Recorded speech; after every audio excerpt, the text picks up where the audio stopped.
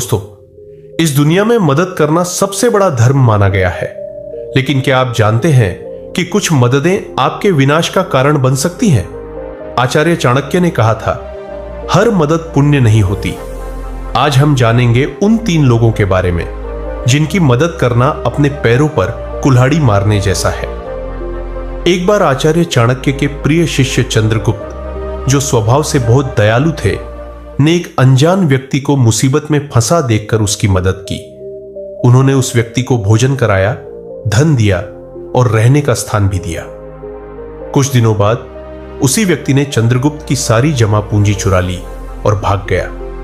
चंद्रगुप्त दुखी और निराश आचार्य चाणक्य के पास पहुंचे और बोले, गुरुदेव, मैंने तो पुण्य का काम किया था, फिर मेरे साथ ऐसा अनर्थ क्यों हुआ? क्या किसी जरूरतमंद की मदद करना पाप है? आचार्य चाणक्य ने शांत भाव से उत्तर दिया, पुत्र, करुणा और सहायता मनुष्य के सर्वोत्तम गुण है, लेकिन बिना विवेक के इन गुणों का उपयोग करना आग में घी डालने जैसा है। हर व्यक्ति मदद का पात्र नहीं होता। जिस तरह विष से भरे पात्र में अमृत डालने से वह विष ही रहता है, उसी तरह गलत व्यक्ति की मदद तुम्हारे लिए विनाश का कारण बन सकती है।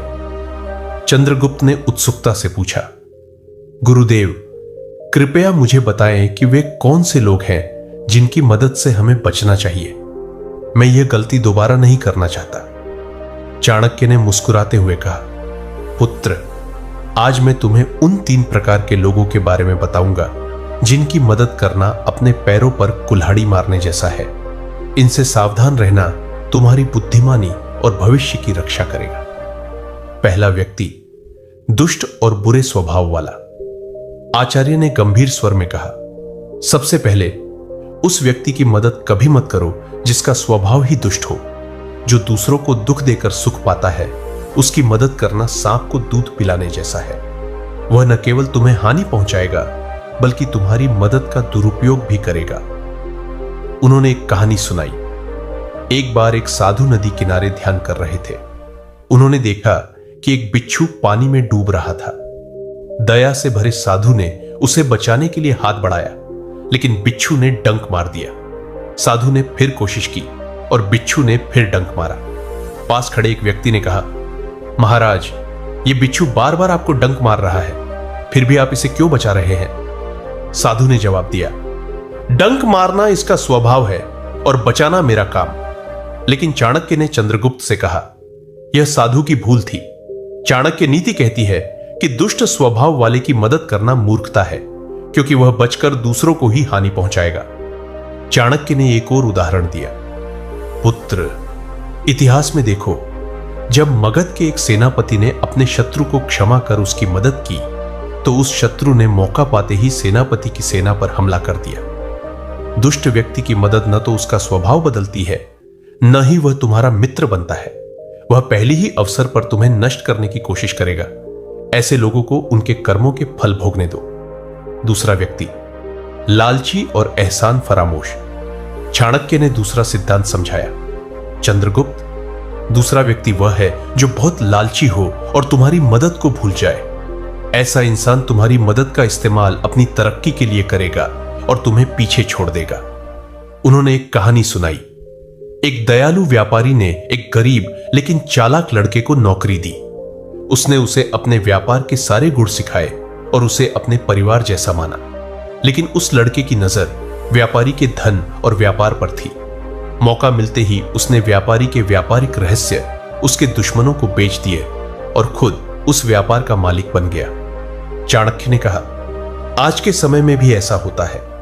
लोग अपने सहकर्मियों की मदद करते हैं, लेकिन वही सहकर्मी बाद में उनकी जगह ले लेते हैं। इसलिए हमेशा देखो कि जिसे तुम मदद दे रहे हो, क्या वह तुम्हारे प्रति वफादार है और तुम्हारी मदद का सम्मान करता है। उन्होंने आगे कहा, जो इंसान तुम्हारी मदद को अपनी हकदारी समझता है, वह तुम्हारा एहसान कभी नहीं मानेगा। वह तुम्हें तब तक महत्व देगा जब तक तुम उसके लिए उपयोगी हो। जिस दिन तुम उसकी जरूरत पूरी नहीं कर पाओगे, वह तुम्हें नुकसान पहुंचाने में नहीं हिचकेगा। तीसरा व्यक्ति, हमेशा शिकायत करने वाला। चाणक्य ने तीसरा सिद्धांत समझाया, पुत्र, उस इंसान की मदद मत करो जो हर समय शिकायत करता हो और हमेशा दुखी रहता हो। ऐसा व्यक्ति तुम्हारी सारी ऊर्जा और खुशी छीन लेगा। उन्होंने एक कहानी सुनाई। एक गांव में दो दोस्त थे। एक हमेशा खुश और उत्साही रहता, दूसरा अपनी गरीबी, किस्मत और हर चीज की शिकायत करता। खुश दोस्त ने अपने दोस्त की बहुत मदद की, उसे पैसे दिए, काम दिलवाया और हमेशा हौसला बढ़ाया। लेकिन शिकायती दोस्त को हर समाधान में कोई नई समस्या नजर आती थी। वह कभी खुश नहीं होता था। धीरे धीरे उसकी संगत में खुश दोस्त भी उदास रहने लगा। उसकी अपनी जिंदगी की तरक्की रुक गई और वह हमेशा तनाव में रहने लगा। चाणक्य ने कहा, आज के समय में भी ऐसे लोग मिलते हैं जो हर छोटी बड़ी बात में शिकायत करते हैं। चाहे वह उनके परिवार, नौकरी या समाज के बारे में हो, उन्हें हर चीज में कमी नजर आती है। ऐसे लोगों की मदद करने से तुम्हारा समय और ऊर्जा बर्बाद होती है। इनसे दूरी बनाना ही समझदारी है। उन्होंने आगे कहा, ऐसा व्यक्ति काले बादल की तरह है जो जहां जाता है वहां की खुशी और रोशनी छीन लेता है। तुम कितनी भी मदद करो, वह कभी संतुष्ट नहीं होगा। उसकी नकारात्मकता तुम्हें भी अपने साथ ले डूबेगी। चंद्रगुप्त ने सोचते हुए पूछा, गुरुदेव, क्या इसका मतलब यह है कि हमें किसी की मदद ही नहीं करनी चाहिए? चाणक्य ने मुस्कुराते हुए कहा, नहीं चंद्रगुप्त, मदद करना मनुष्य का धर्म है, लेकिन यह धर्म विवेक के साथ निभाना चाहिए। चाणक्य नीति कहती है कि दान हमेशा सुपात्र को देना चाहिए।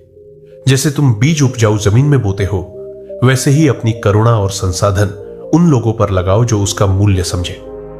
उन्होंने आगे कहा, जीवन एक युद्ध क्षेत्र है चंद्रगुप्त। इसमें तुम्हें अपने संसाधनों, समय, धन और ऊर्जा का उपयोग बुद्धिमानी से करना होगा।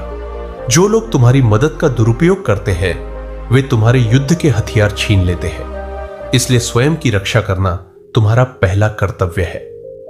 चंद्रगुप्त ने सिर झुकाकर कहा, गुरुदेव, आज मैंने सीखा कि करुणा और विवेक एक ही सिक्के के दो पहलू हैं। बिना सोचे समझे की गई मदद पुण्य नहीं, मूर्खता है। मैं अब यह सुनिश्चित करूंगा कि मेरी मदद सही व्यक्ति तक पहुंचे। आचार्य चाणक्य ने अंत में कहा, पुत्र, यह चाणक्य नीति का सार है। विवेक के बिना कोई भी गुण व्यर्थ है। अपनी ऊर्जा, समय और संसाधन उन लोगों पर लगाओ जो इसका सम्मान करें। जो लोग तुम्हारी मदद का मूल्य नहीं समझते, वे तुम्हारे पतन का कारण बन सकते हैं। अगर यह वीडियो आपको प्रेरणादायक और महत्वपूर्ण लगा हो तो इसे लाइक, शेयर और कमेंट जरूर करें। क्या आपने अपने जीवन में ऐसे लोगों का सामना किया है जिनकी मदद करने से आपको नुकसान हुआ? अपने अनुभव नीचे कमेंट में साझा करें। साथ ही चाणक्य नीति के और सिद्धांत जानने के लिए हमारे चैनल को सब्सक्राइब करें और बेल आइकन दबाना न भूलें।